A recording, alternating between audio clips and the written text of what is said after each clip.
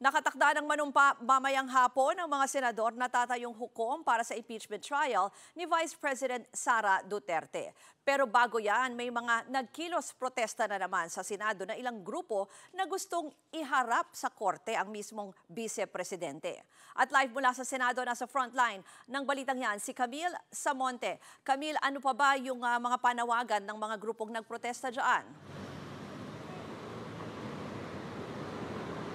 Ruth, muli ngang kinalampag ng iba't ibang grupo ang Senado para ipanawagan ang pagsisimula sa paglilitis kay Vice President Sara Duterte. Sigaw nila, dapat panugutin si VP Sara dahil sa umunoy paglustay niya sa kaban ng bayan.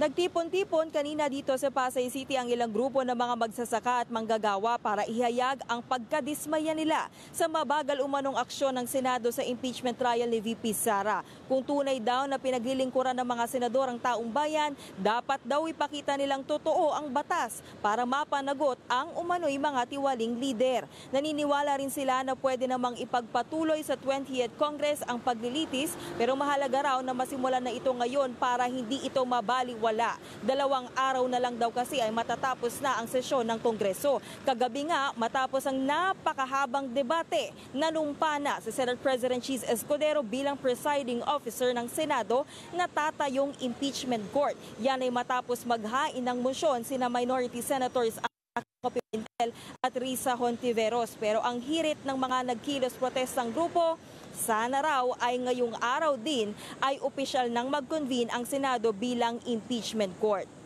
Ruth, magpapatuloy nga itong mga kilos protesta hanggang mamaya dito sa labas ng Senado at ang grupo nga ng mga kabataan ng Akbayan Youth at Student Council Alliance of the Philippines ay magsasagawa rin ng kanilang prayer vigil at candle lighting para sa kanilang panawagan na sana ay makamit umano ang hustisya at mamayang alas 4 nga inaasahan na manunumpa na ang iba pang mga senador na tatayong senator judges para sa impeachment trial. Ruth.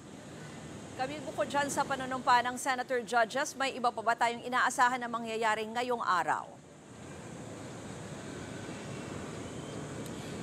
Yes, Ruth, kasama nga sa agenda mamaya sa sesyon ang interpellation doon sa anti-POGO bill dahil lumusot na nga ito sa third and final reading. Nakalinya rin si Senator Ronald Bato de la Rosa para mag-deliver ng kanyang privilege speech. Pero bukas nakatakda na nga na mag-convene bilang opisyal na nga na mag-convene bilang impeachment court ang Senado para sa paglilitis kay VP Sara. At madagdag ko lang, Ruth, no, ayon nga kay SP Cheese Escudero, pero kahit nga raw makapag-convene na ang Senado bilang impeachment court, bukas sa 20th Congress pa rin mangyayari ang mismong impeachment trial. Pakinggan natin ang kanyang mga pahayag.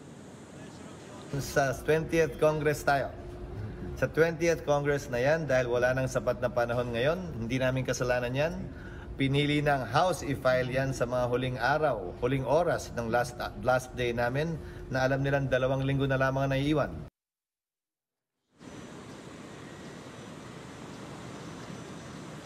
Yan muna ang latest dito sa Senado. Balik sa iyo, Ruth. Yan po ang Express Report ni Camille Samonte. Mga kapatid, ako po si Ruth Cabal. Maging maalam at may pakialam sa mga may init at rumaratsadang balita sa Frontline Express. Para maging updated sa balitaan, mag-subscribe lang sa social media pages ng News 5.